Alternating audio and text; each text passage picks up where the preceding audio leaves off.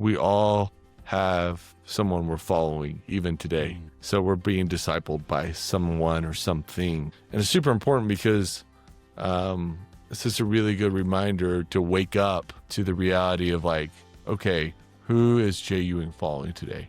Who am I tuning in? Who am I giving my time to?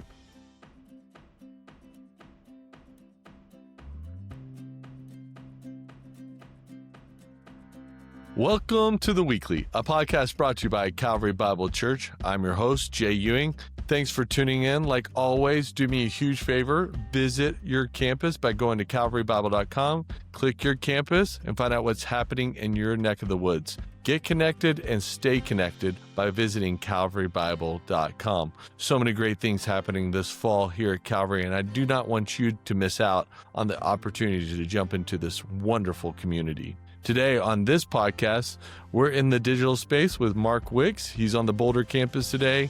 I'm actually in my home library. If you're watching YouTube, you see this. And if you're listening audibly, you just go to the YouTube page and see what we're talking about there. Mark, it's good to have you, man. It's good to be here, Jay. Yeah, how's your day going on Wednesday? Oh, it's going good. Just troubleshooting new technology. We're trying something new here. Just seeing if we can record a different way and make it easier to schedule people on the podcast, which has been a challenge. Yeah, lately. it has been a challenge. There's a lot of things happening at Calvary, and so many people sacrifice to be on this podcast, and we're just trying to make that a little easier for those individuals. We're in John 3, and I'm sitting down with our resident Canadian, which is awesome. So good that he's in the booth with us today. Does that connect to John 3 in some way? Yes, it does. Canada and John 3. Yes, there's a link somewhere in there for you. So, Mark, tell me about like your journey in the Gospel of John 1 through 3 so far. What are you finding interesting? What's sticking out to you sort of week to week as we deep dive into John 3? Yeah, it's been really, really good just to, we're kind of revisiting some really familiar passages, and yet I think it's just still feeling just so fresh and vivid and timely, as we're just talking about God's love for the world and, this hope that we have in the gospel. I think in the times that we're in is just feels so imperative that we are relying on that and focusing on that. And John just really brings it out in some really rich ways, I think, so far. Yeah, I think you're right. And it's just sort of, as we approach each week, I'm also so reminded that the Lord established sort of this preaching calendar in his good sovereign hand, and the way in which we bump into the text each week is super important because it's so timely, like you're saying. I thought John Boyle's update, even on Instagram, about sort of John 3 and John the Baptist was really timely in the season we find ourselves in.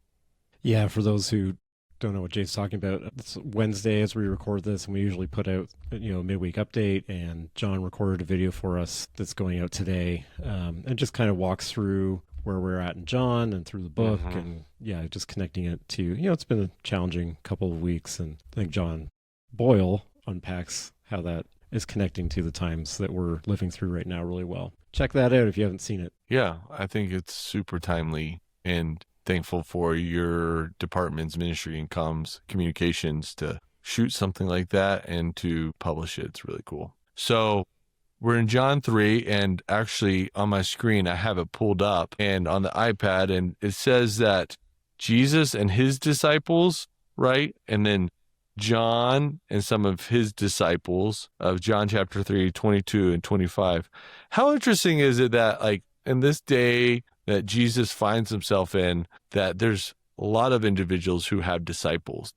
Yeah, got pointed out some of the sermons, and, we so connect that word to Jesus' 12 disciples specifically, right? That we don't think of it like having a different context or meaning something else, but we're like seeing here, we're in a time where probably a lot of people had quote unquote disciples, and so we've got Jesus, John's disciples, you probably had other religious leaders who had disciples. I don't know if it extended beyond like the religious realm of the time, but for that time, that was normal, that you would kind of see somebody that you wanted to like look up to, learn from them, like be like them, and then you kind of follow them around and identify yourself as a follower in that way, as a disciple. So kind of for us, it maybe doesn't, it seems like, oh, why is that word being used for multiple groups of people? But it's normal in the context of the time. Yeah, it really is. And I love how in the preaches, especially in Thomas, where he says we all have someone we're following even today. So we're being discipled by someone or something. And it's super important because it's just a really good reminder to wake up to the reality of like, okay, who is Jay Ewing following today? Who am I tuning in? Who am I giving my time to? You know, some would say we're making disciples, followers, as we podcast even. But, you know, I think we all have people who look up to us as well. So no matter what your teacher, you're in the professional world, you're raising kids, you have grandkids, you have friends, we're all discipling someone by our actions. Super important to remember. Yeah. And it extends into so many areas of life. It can be personal interactions. It could be people you know, but I think for a lot of us in our time, it's social media influencers, politicians, celebrities, religious leaders that aren't a part of our church, that are far away. And so it's just really a moment for reflection, to be like, what do I spend my time with, allowing that to shape me and form me, and who am I trying to be like? So we definitely don't use the word disciple in our modern context in that way, but I think you bring up a good point of just really trying to realize that we do follow things and people, even if we're not aware of it. Right. That's right. In John, here in John 3, these two words, disciple, the argument was around baptism, right? Like, why is John baptizing? Who should I be following in this time? Like, John's ministry is coming to an end, and here, John's disciples are still baptizing, and Jesus shows up with his disciples, and there's a lot of questions about like, who do we need to follow? And John the Baptist reminds them that he's a witness. I think that's a big word. How do you think witness today fits into our context? Like, in the sense of we use that word even earlier in some other podcasts, but what does a witness mean to you, Mark, when we talk about it here in John 3? I think in our modern context, again, I think it can be kind of a foreign word. Yet, you brought up, I think last time we sat down together, how it was used in like advertising with LeBron James and Nike. So it does get thrown out there sometimes, so it's usually like, oh, we're witnessing this like great thing, great achievement by an athlete, a key moment in history, that we're kind of watching often from afar, unfolding, or, it would be mostly connected to those kinds of things for us culturally now, that we're watching something from afar, we're a spectator to it. Whereas here in John 3, and kind of the concept that we've talked about it so far, it's more than that. I'm going to kind of proclaim something that I have seen, but I'm not just saying I saw it. I'm saying like I saw it, and you should pay attention to it too. I guess that's the kind of the evangelism kind of component of it as well in the Christian context. So John is saying, I saw him coming. I pointed him out to you. Like, here's the one that I'm worthy to untie his sandals, and you should be checking him out and going to him now. Yeah. And so it's not just a spectator thing. There's also like an action element of like, go and follow Jesus. Yeah, I would agree. The interesting thing there is like, he says, I'm not the Christ, but I have been sent before him. So even John knew his ministry, even in the context of this question, is like, I'm not the Christ. I was sent before him, the forerunner. The one who has the bride is the bridegroom, the friend of the bridegroom who stands and hears him. And then I love this word that John uses here. He says, rejoices greatly.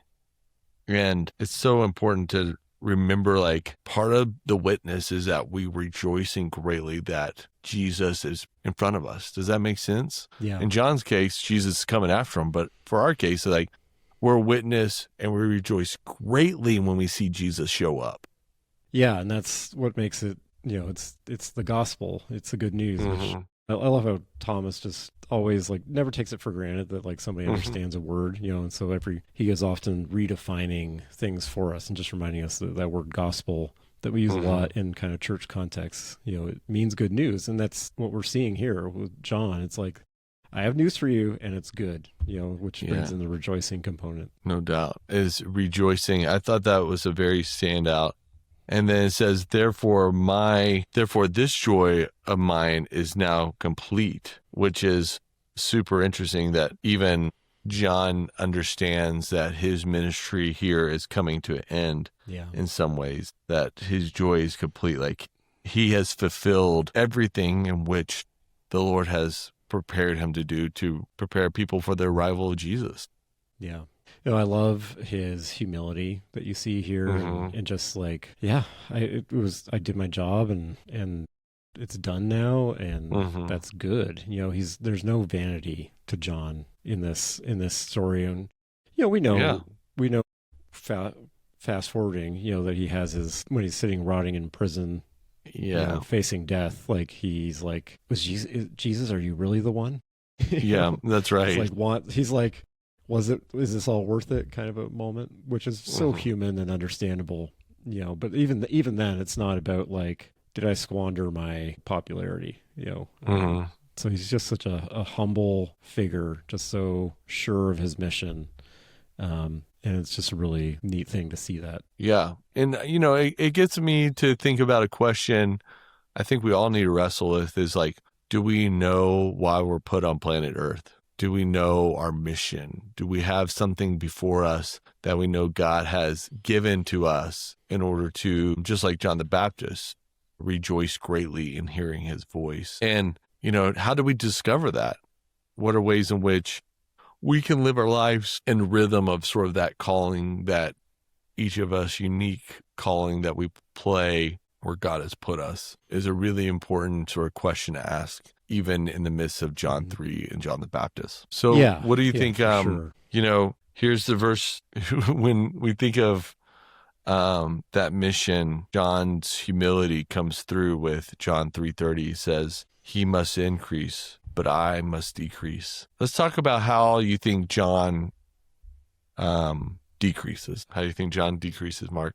Yeah, that's, when we talk about John the Baptist here, his sort of most famous statement in this section is John 3:30 says, he must increase, but I must decrease. That's a really famous section of John the Baptist that has been used in a lot of formation circles, in a lot of Christian formation circles. And I think what do you think? Is that the goal of the Christian life, is to have him increase and us decrease? Yeah, I mean, I think so. I think that's kind of what we're supposed to be all about, is pointing people to Jesus, proclaiming him. We talk about like telling our own stories. That's like a key kind of component of Yep. sharing Jesus with the world, is just like talk about like, here's what Jesus has done in my life. And it's not to highlight, but it's not to highlight anything about us. It's not to say Right. like, and I'm amazing because God did this through me, kind of thing. But it's like, it really is the place is we're trying to like, through an example of our lives that people can identify with, take that spotlight and turn it onto Jesus. And so I do think that is, and that's Mm-hmm. kind of like the goal of Christian maturity too. It's just like, I want to become more like Jesus and less of my kind of sinful self, is what I'm trying to achieve and pursue. It's not say there's no place for your own identity. I think God has made us as unique people, and like, we should realize like we're wonderful creations that he has made, and he values us, so it's not like there's no value to us, but that's our job in some way as a Yeah, Christian. I couldn't agree more, Mark. I think you're right. It's a goal of, it's a mark of maturity, growing in type of sort of attitude that we have as we follow Jesus, is to look more like John the Baptist in this case, of he must increase and I must decrease. And that's challenging. I mean, you say you're in a secular work environment or, you're trying to make a basketball team in high school. Like, it's hard to think about how you decrease in order to even sort of reach some of your goals in life. Yeah, for sure. But I think there's like an element here too with John. Like, he didn't stop ministering. Like here Jesus is doing his thing. John is still proclaiming. He's still doing his thing. He is stopped by getting arrested and ultimately beheaded. Like, that's what puts an end to it. It's not Jesus appearing didn't put an end to John still like being out there and doing the work that God had given him to do. And so I think for us, it's like, you should excel in your job. You should excel in your sport. You should excel as a friend and as a neighbor and all those things. Yep. Like, it's not about like getting to a point and being like, well, that's it. I'm packing it up. My person I cared about, they know about Jesus now. I'm all done, kind of a thing. Or it's not about like, well, no, I don't want to get too good at that because then I'm taking the attention away or something like that, but it's just continuing to use what God, that's really good. What God has I called like that us a lot, to. Mark. That's a really good understanding. He goes on to say here that he who comes from above is above all. It's sort of that 1 John 1 type language. He who is of the earth belongs to the earth and speaks in earthly ways. He who comes from heaven is above all. That's sort of the Nicodemus conversation that we just had in chapter 3 of where does Jesus' authority comes from? It comes from the one who can descend and ascend. And here, even John the Baptist is trying to recognize that as well with the conversation. He says he bears witness to what he has seen and heard. No one receives his testimony. That's, I guess, John 1, late in the chapter of John 1 about those who don't receive the testimony of Jesus. And he says, whoever receives this testimony sets his seal to this, that God is true. From he whom God has sent utters the words of God, for he gives the Spirit without measure. I love sort of John's recognition of Jesus, of the testimony is true because it's from God, and ultimate, all truth comes from God. And then he utters words from God. It goes back to that idea of like, if you want to know who God is, just look at Jesus, because he is the one who is God and knows who God is. And so, you want the clearest picture of who God is? Well, you look at Jesus type idea there with John. Yeah. What do you think about when it comes to he gives the Spirit without measure, sort of an invitation that you and I can live a life that is in the Spirit that never sort of runs out. It's what maybe we're going here in John 4 next week with the woman at the well. There's water that is more than abundant for everything you need. It's getting into like what we called this series, with our title, That You May Have Life, and John just really, he's not just writing kind of a historical document like Luke is like kind of all the all the gospel authors, they are trying to teach you things, so I don't want to reduce them to like it's just a historical document. They all have things that they are trying to teach you, but John's way is very unique and is more overtly trying to like hammer home these ideas and thoughts. And I think some of the things you were pointing out from the passage is just get to like he really wants his readers, these churches that he cares for, these people that he cares for, he really wants them to understand that this full, abundant life is found in Jesus. And so I think that's what you're kind of getting to and what you're highlighting is John really wants us to understand that. He wants us to get it. Doesn't want us to miss that. Wants to teach, that as kind of a core concept of what he's going after. Just one of those threads throughout the Gospel of John. It's an invitation for us. Like, do we want abundant life? How do we get abundant life? And that comes from the pursuit and the recognition of who Jesus is and the things in which he provides for us. Super important. You were talking earlier about like he must increase and I must decrease, that kind of idea, and, we're talking about like, what does it mean to have like this abundant life? The way of the kingdom is upside down, and John in the gospel is inviting to that sort of upside down thinking. John the Baptist tells you his upside down thinking for how the world works. And it's just important to recognize that, like, we all want success. We all want honor. We all want recognition. The way in which we go about that is actually Jesus's increase, and we decrease, and letting God sort of do the way in which he wants to write sort of that recognition into the story. Is it just a great invitation for us? All right, so we're turning the corner from John 3 to John 4. We have this next week, The Woman at the Well, which is just a fascinating story of another character in the Gospel of John. And she's so fascinating because she really is the epitome of who Jesus is seeking and searching out throughout the Gospels. When you think about the woman at the well, what sort of comes to mind for you as we prepare next week? Here we're going to have Jesus encounter someone she's kind of like the ultimate cultural outcast, just like not religious, not, her life is messy, kind of. She's kind of the social rules. She's not abiding by those to some degree. And you're just going to have this amazing encounter with Jesus, just showing that he really does value everyone. He's going to break some cultural rules in order to love this woman, to care for her, and to point her to him. And it's a really incredible story. This is going to be a really good week. And as John Boyle invited us in Instagram, this is a great Sunday to invite your friends who don't know Jesus. Because what the story is, it's like, it's not that story of like, I'm going to invite my neighbor to church this week. Great, we're going to talk about money. That type of week. Or something like that. Or church politics. Or, we